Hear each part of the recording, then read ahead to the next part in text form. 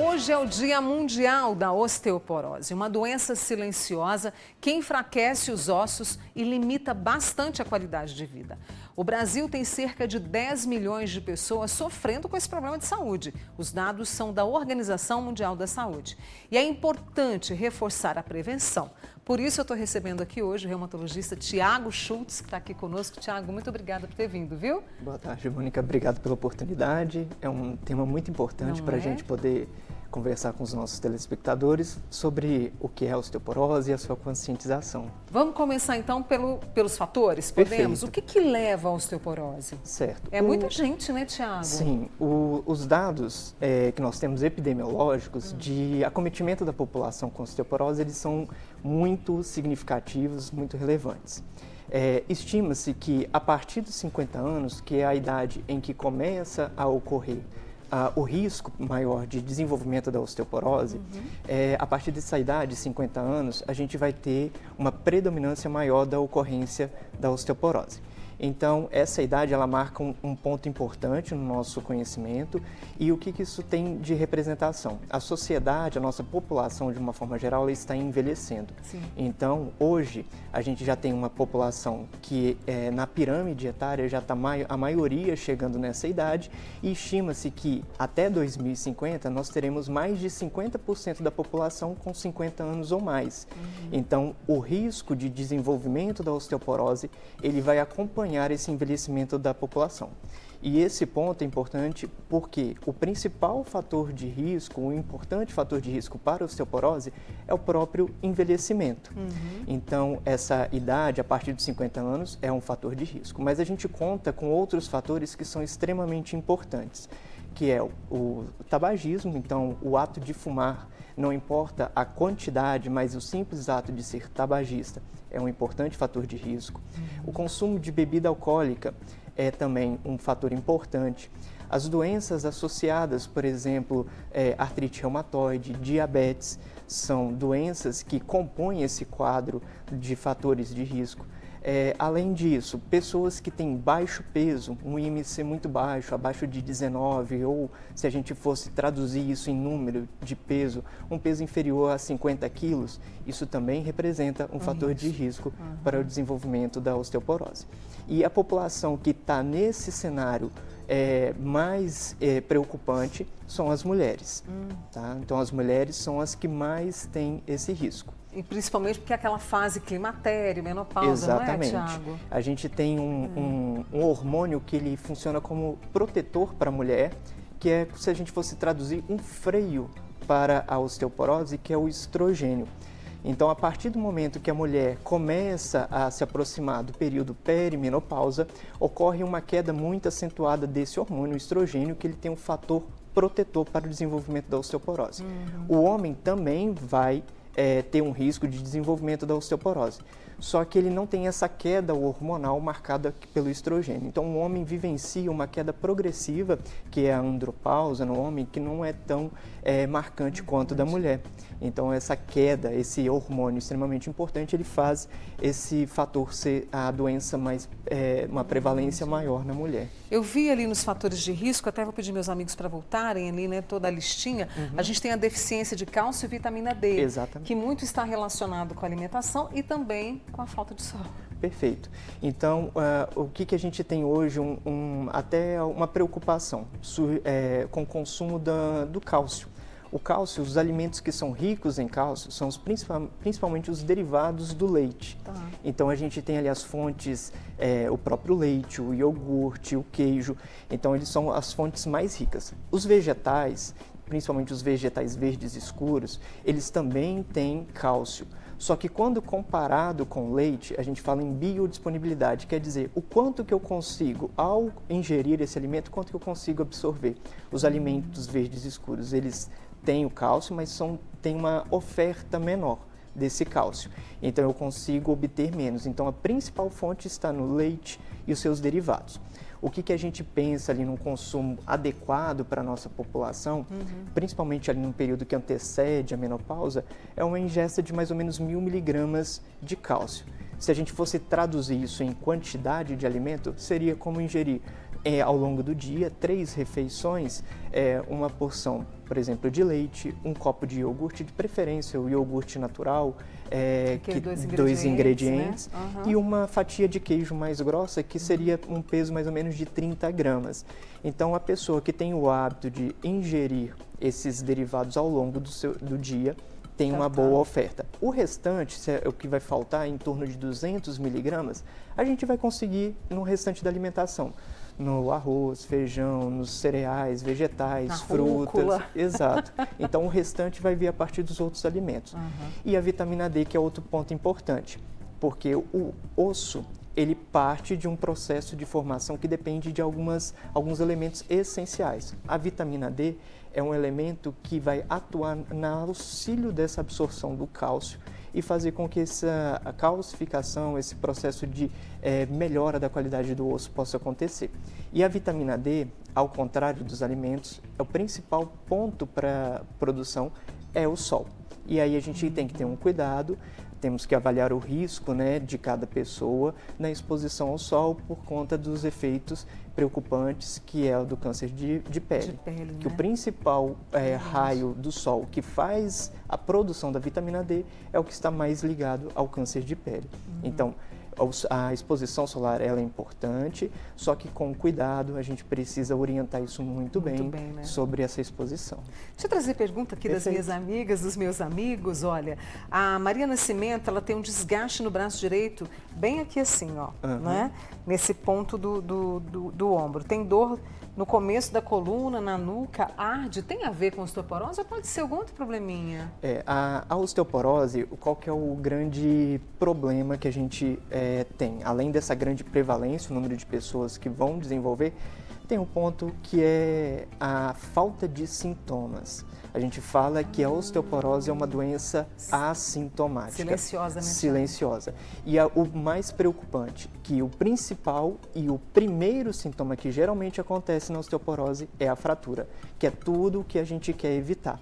Então, o sintoma da osteoporose é a fratura, seja uma fratura de vértebra, uma fratura do fêmur, uma fratura de ossos longos, como o do braço, do antebraço. Então, são fraturas por fragilidade, que a gente fala que é uma fratura que, um pequeno trauma, um mecanismo simples de trauma, uma queda em casa da própria altura, o fato de escorregar, um abraço, um espirro. Então, isso são relacionados à fratura e ao sintoma da osteoporose. O sintoma de dor, principalmente articular, ele vai envolver outro cenário mais preocupante, que é um cenário que vai ser do desgaste e o acometimento articular, que talvez possa estar relacionado, por exemplo, a um quadro de artrose. Então, a não ser que ela tenha um relato, uma ocorrência de queda e um sintoma de dor após queda, para a gente pensar no mecanismo de trauma e aí da fratura, fora isso seria mais relacionado a outra manifestação. Tem várias perguntas aqui. Perfeito. Olha, a Joana Dark do Planalto. Eu vou fazer uma pausa rápida com o Dr. Tiago, mas eu volto com ele aqui. Tem até uma amiga perguntando se tem outro tipo de tratamento para osteoporose sem precisar tomar nenhum tipo de medicamento. Mas eu volto com essas e outras dúvidas. Apresento mais uma vez para vocês o nosso convidado, o Dr. Tiago Schultz, que é reumatologista. Já estou de volta com ele, tá, Tiago? Perfeito. Hoje é o Dia Mundial da Osteoporose, uma doença silenciosa que enfraquece os ossos, limita a qualidade de vida. E hoje eu estou recebendo o Dr. Tiago Schultz, que é reumatologista, falando para a gente fatores de risco, também vai nos ajudar com a prevenção. Mas deixa eu trazer amigas nossas aqui. A Joana Dark, ela fez a densitometria óssea há uns 5 meses. Aí ela está com osteoporose na coluna e osteopenia no fêmur. O médico passou o medicamento para ela, mas ela queria saber se existe um tratamento que não precise do remédio, doutor Tiago. Perfeito. O diagnóstico da osteoporose, ele envolve um exame, que é a densitometria, é um exame de raio-x, em que a gente faz um raio-x da coluna e da região inguinal, da virilha, que é a região onde está o fêmur e o colo femoral. Então, nós utilizamos essa tecnologia com raio-x para mensurar a área e a quantidade de osso que tem nessas regiões. E a partir desse exame, então, a gente consegue ter métricas, valores que conseguem falar se o paciente tem osteoporose ou não. O que acontece é que às vezes o exame ele apresenta dessa forma, coloca osteoporose em um local e osteopenia em outro, mas o diagnóstico é apenas um, é o diagnóstico do paciente. Nós consideramos o pior cenário, que no caso é a osteoporose. Então, nós consideramos que o paciente tem osteoporose nesse caso. Entendi. E aí, já com o diagnóstico de osteoporose, existem medidas de tratamento. Então, nós vamos fazer uma avaliação do risco de fratura. Esse paciente tem a osteoporose, e aí, qual que é o risco dele fraturar nos próximos anos? A gente usa uma calculadora chamada de Frax, que estima qual que é a probabilidade de fratura nos próximos 10 anos. É baixa, é alta, é muito alta. E é esse cenário que ajuda a gente a escolher qual medicamento que nós vamos passar para a paciente. Então, existem várias classes de medicamentos, fornecidas pelo SUS, inclusive, e que a gente utiliza esse cenário de estratificação do risco de fratura para o tratamento. Para além do tratamento medicamentoso, então que vão ser as terapias para reduzir a perda óssea ou refazer essa perda óssea que aconteceu, nós temos os tratamentos com alimentação, então hábitos saudáveis, consumo de leite e seus derivados, reposição da vitamina D ou a exposição controlada, né, ao sol, para a gente conseguir ter uma melhora da vitamina D, e outro cenário, a atividade física. A atividade física ela é extremamente importante na formação óssea. Então, o osso precisa de um mecanismo de estímulo, de pequenos estímulos e constantes para que seja feita a massa óssea, para a gente conseguir recuperar essa massa óssea. Um bom exercício é a musculação. Então, a musculação é um exercício excelente para ter esse cenário de recuperação, tanto para quem já tem osteoporose, quanto para quem quer prevenir, né, no cenário de prevenção. O que a gente precisa ter cuidado é que o paciente que tem a osteoporose, a gente tem que orientar bem o tipo de atividade física para também não aumentar o risco de fratura. Então, uma atividade que vai ter impacto excessivo, pular, por exemplo, pular corda, fazer um exercício que gere muito impacto ou muita flexão da coluna, isso pode aumentar o risco para o paciente. Então, sabendo que o paciente tem osteoporose, precisa ser compartilhado com um profissional de educação física, por exemplo, o melhor cenário para fazer essa reabilitação do paciente. Tiago, a densitometria ela é feita uma vez, ela é feita de forma anual, como é que é? Sim, o que a gente precisa ter como um cenário? Toda mulher sem fator de risco, todos esses fatores que a gente comentou, tabagismo, diabetes, uso de medicamentos que reduzem a ossificação do osso, por exemplo, os corticoides, o consumo de bebida alcoólica, tirando os fatores de risco. Uma mulher que não teria, uma pessoa, um homem, uma mulher que não tivesse nenhum desses fatores de risco, nós faríamos uma densitometria para a mulher a partir de 65 anos e para o homem a partir de 70 anos. Se houver fatores de risco, a gente antecipa esse exame. Entendi. E é a partir desse exame inicial que nós vamos nos guiar para fazer os próximos. É importante ter a noção de que a massa óssea ela demora muito para modificar de um ano para o outro. Então, a não ser por uma terapêutica que foi instituída, a gente não fica repetindo anualmente, obrigatoriamente, essa densitometria. Então, se eu iniciei um tratamento, pode ser necessário, num prazo menor, revê-la, ou a gente vai repetir em torno de 2, 3 anos uma nova densitometria. A Iris diz que sente muita dor no joelho, né? Tá difícil até para treinar, e ela teve trombose.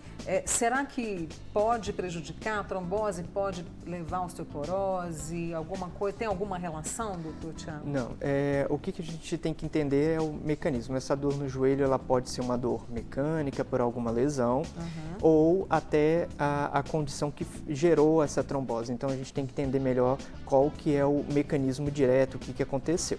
O fato é que pacientes que têm alguma doença que causa, por exemplo, a trombose, ou pacientes que têm doenças que causam hipercoagulabilidade, precisam usar anticoagulantes, eles têm, o medicamento ele tem um risco para fazer uma perda óssea.